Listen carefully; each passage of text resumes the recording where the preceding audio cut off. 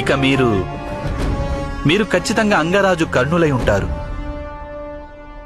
మీ మొహంలో కనిపించే తేజస్సు చూసి ఎవరైనా మీ సామర్థ్యాన్ని తెలుసుకోగలరు. ప్రణామాలు.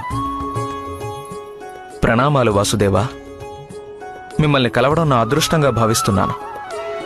సమస్త ఆర్యావర్తంలోనూ మీ ధర్మం గురించే చెప్పుకుంటున్నారు. ధర్మం అంటేనే అలాంటిది అంగరాజా కర్ణ. ధర్మం గురించి ప్రతి ఒక్కరూ చర్చిస్తారు, కానీ ధర్మం గురించి మాత్రం తెలుసుకోలేకపోతుంటారు. అయితే మీరు చెప్పండి, ధర్మాన్ని తెలుసుకునే మార్గం ఏమిటి?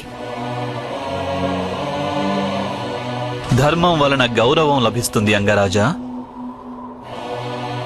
జీవితంలో ఎవరికైనా అవమానాలు ఎదురైతే వారు ధర్మానికి కట్టుబడి ఉండలేదని భావించాలి. మరి ఒకవేళ పుట్టుకతోనే కేవలం అవమానాలే ఎదుర్కొన్న వ్యక్తి ఏం చేయాలంటారు వాసుదేవా?